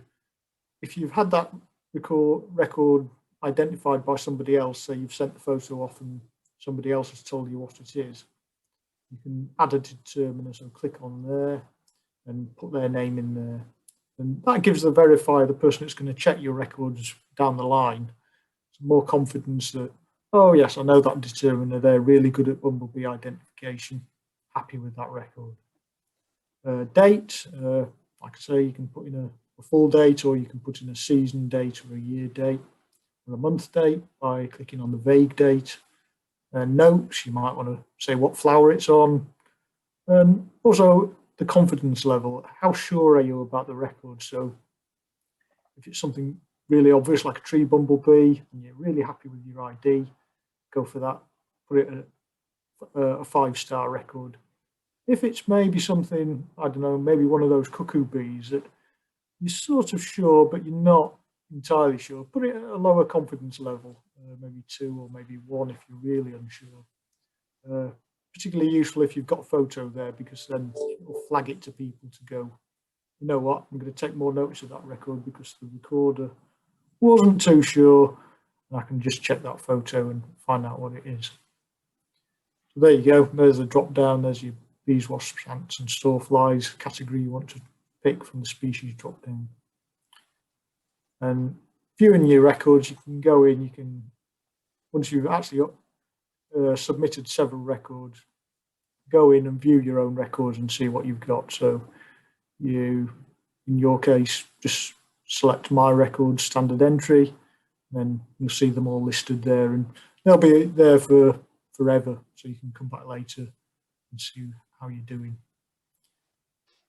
Nice thing is that you can actually go back over your records, and maybe you submitted a record 2 or 3 years ago, and now with a bit more experience, you're not so sure. So you could actually go back and add a user comment using this icon in the view record system. And you might say, oh, on second thoughts, I'm not so sure that was a Bombus lapidarius male or something like that. That's quite useful for verification. This quick filter thing is very useful if you've got lots of records built up and you only want to see all the records of a certain species. Click that filter, and then you could just select species name and it will just list all the records of that species you've recorded. And you've got a lot of other options there, so you might want to only see the records you entered on a certain date, only the records from a certain site name, and so on and so forth. So lots of ways of doing that. And that's quite nice because then you can subsequently map them and check your grid references too. So once you're viewing your records, there's the tools system you'll use. And from there, you've got a few nice options. So you could even download them as an Excel spreadsheet, list all the unique species that you've ever recorded. It's nice if you're one of those pan species listers. You can keep tabs and say, oh, this year I've recorded, I don't know, 100 species or so on. You can map them all, and that's really nice because you can see where you've been and look for gaps where you might think, oh, I'll go and visit that area, so I've not done any recording there. So there's an example. So the different squares are showing the different resolutions that you've recorded at. So I guess these are tetrad squares, these big ones, so 2 kilometre by 2 kilometre. These might be 1 kilometre squares, and these are probably 6-figure grid references, 100 metres by 100 metres. So very nice system. And you can place different layers on the map as well. So you might only want to know what's in Flintshire Vice County or so on. And those extra bells and whistles are only available if you've actually registered. Okay, so Claire mentioned about the adhering system, and that's a very nice way of seeing what records we already have across Wales for certain bees. So what I'll do, I'll stop sharing, and hopefully I can give you a live demo of adhering. So just minimize that and bring up adhering. So let's see. Screen share that one. Okay, so I guess you're seeing the CovNod homepage now. Just say yes. Okay. Yeah. Brilliant, thanks. So here's all the thing. I've obviously logged in, but I've got a few more bells and whistles, being a CovNod staff member, but it'll look essentially similar to this. I would draw your attention to our calendars. We've got quite a few events coming up. One that's very current is our big Wales Nature quiz. It's part of Wales Nature Week, so we've got a nice interactive quiz that will be released on YouTube, and there's lots of fun to be had there on the bank holiday. We've also got the All Wales Garden BioBlitz on the 29th of this month. So I think that's Saturday, isn't it? Nice idea to get out there and put some bee records on, I think. So Yeah, yeah, I'll be yeah. online at 2 o'clock on Zoom to answer queries as well. Oh, brilliant. Thanks, Claire. Yeah, so we're having a bit of an expert session partway through the day. So call back in, go on social media, Twitter, Facebook, or what have you, and find out what's happening. I'll be sending an email out, hopefully later today, explaining that to everybody on our mailing list. Okay, so a Derrin. Let's get back to the Derrin. The Derrin's here. It's what it is. It's drawing all the records from across Wales, all the 4 record centres, into one place. So click on that. I won't log in, but you can log in for extra facilities. But I'll just show you what you can actually see here and now. So you've got 2 options. It's very blurry, Richard. Okay, I'm not sure there's a lot I can do about that. And yeah, I was going to say, unless we show it on my screen, I don't know if that'd be any better. Can you actually see the area that I'm actually showing? Yeah, you can't. I can't see any of the text. It's just blur. But I can see the general area. Okay, that's unusual. Is everybody else okay? Could somebody? No, it's the same for No, me. it's very blurred, but I've pulled it up on my mobile phone so I can actually try to look at the website directly. Oh, okay. Do you want me to demo it, Richard? That's probably a good idea, Claire. I'm not quite sure why it's coming across blurry on my screen. But...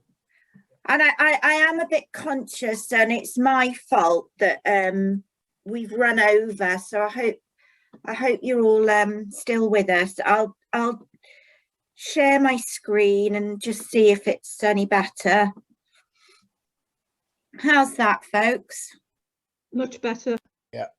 Okie doke.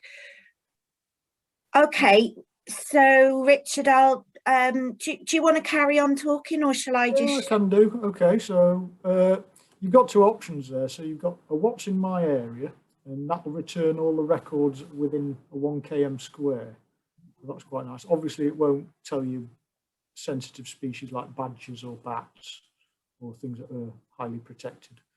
But I think for what this demo has done, let's go to distribution maps. The next box I feel like I'm your glamorous assistant here.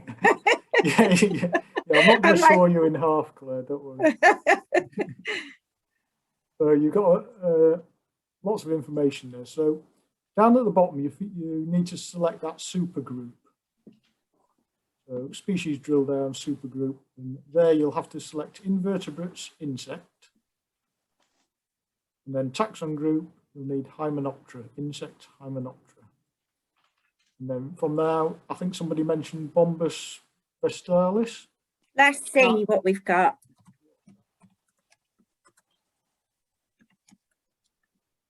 So yeah, as you type in, it gives you fewer options the more you type.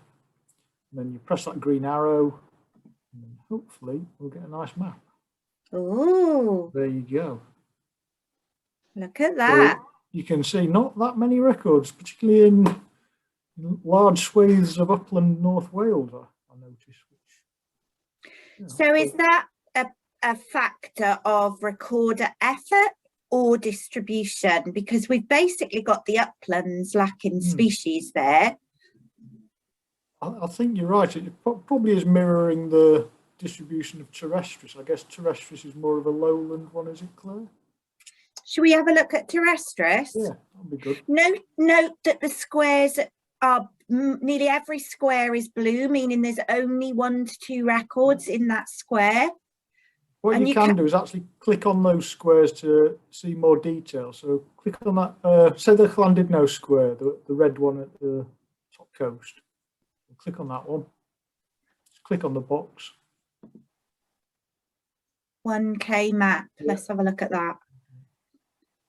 Maybe how you So there you go, you're getting a finer resolution there, and it's showing you exactly where those records were made. So the Great Orme there is obviously a fantastic place for bee recording, and I know Sean Davis is the warden there, and he's got a big interest in bees, so that's why we're seeing lots of nice records there. I don't think you can actually see the underlying details as a No, you can't. user, but it's nice and indicative. So if we go back, So if we go back to I'll go back to home, and we'll put distribution map again. Yep. And this time I'll just do you can do a species wildcard, can't you? yeah, I noticed somebody's actually just searched Bombus terrestris in the recently created species map. So I think, Claire, you could just click on that red Bombus terrestris there to see it if you wanted. So that should just go straight to what they've just searched. There we go. Ooh. So yes, a lot more common. So I suppose that's almost mirroring recorder effort, isn't it? So you can see South Wales, the areas of high population, Wrexham Way, getting more records. Places like Bardsey. Yeah. Do you know? Sorry, I'm jumping ahead, but I love using a Darren. I absolutely love it. It's such a fun website. But what I'm going to have a quick look at for all of you guys, because one thing Richard and I have been talking about, and this time I'll do a species wildcard, so you can just put, if you know, you can go straight in with your species. And I'm going to put Bombus monticola, Mont, if I can spell it. So the Bilberry Bumblebee, and we'll go in to the map.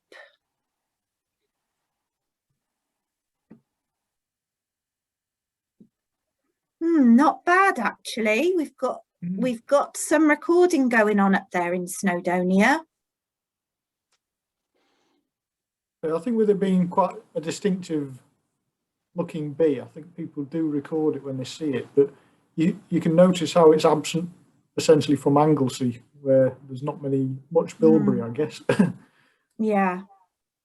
So that is actually, I was wondering if because we have a general lack of data in North Wales compared to the south, that's really encouraging, because I have to say these records down in Pembrokeshire are all mine, and that is, well, they were up until about a year ago at least, and you know, that is totally recorder effort, because that species is right through our Preseli Hills.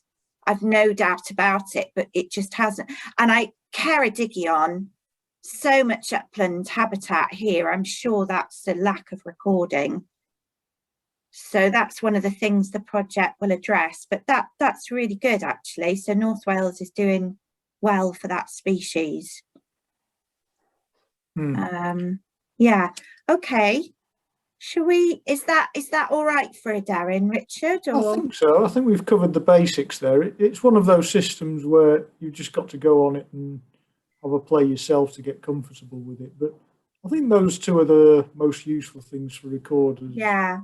To see what the records are like in the area, and yeah, really nice tool. It is fun, you know, put in your street and see if there's anyone recording round about where you live and stuff. It's nice. Richard, are you happy for me to finish off now, or are you? So yeah, I think we've covered most of the things that we wanted to cover today. Brilliant, because my tummy's telling me that it's nearly time for beans on toast. Very good. Yeah, so I'm going to whiz now on the last couple of slides, because we've all listened for a long time. So, you know, Richard's talked a lot there about individual records and ad hoc recording, which we really need. But the other thing is Bee Walk, which is a standardised monitoring scheme, which is really well designed, and it is kind of like they like to call it our flagship citizen science scheme for the trust. And our next Zoom session, which is going to be on the 23rd of June, which you'll be having details about in due course, is going to be taking you through setting up and registering a Bee Walk. And when I come up a little bit later in the summer, I will try and demo a Bee Walk for you. But basically, it's a monthly walk along the same transect undertaken by volunteers who identify and count the bumblebees they see on their walk between March and October, once a month. And anyone who's had this basic bumblebee identification can become a bee walker. You know, you don't have to be super experienced and knowledgeable. We hope that it provides an opportunity for learning. But you do have to have a little bit of commitment in terms of time to walk your route. And, you know, the aim is for people to walk it every year so that we build up abundance data for key locations. Oh, start my video. Oh yeah, that's a good idea. There we are. Is that better? Claire, are you sharing the screen, Claire? I should be. You can tell I am losing the plot now. Hang on. No. How's that? Yeah, thanks. Brilliant. Yeah, the slide is only what I'm saying anyway. So yeah, so walking it once a month and hopefully walking it year on year with support from us as a team to carry on. And we get people to register as a Bee Walk volunteer with the trust. And in our next Zoom session at the end of June, I'll be telling you a lot more about the data we've collected over the last 10 years and how that data contributes to really, really critical bumblebee research and information on population changes over time and in response to environmental pressures. So it's a brilliant scheme. You know, we're certainly not asking all of you to do it, but if you feel you'd like to find out more or set up a bee walk in North Wales, we have got so few bee walks in North Wales, so it would be lovely to be able to have some of you come on board with the Bee Walk scheme. And we'll zip through those because Rich has already done it. And like I said, you'll be getting an email about our next session very, very soon. And if you'd like to do some things before then, if you haven't registered for the CoffNod online system or the app, downloaded the Lurk app, please do and have a go. And if you are thinking about setting up a bee walk, then prior to the next session, have a think where you might like to do that, because I'll sort of be asking people what their ideas are at the end of June. So nothing specific, but, you know, a few things for you to have a go at there. Okay, and I did have a quiz, but I think I'm going to stop because I think everybody's probably quite tired and hungry. So are there any other questions then before we finish?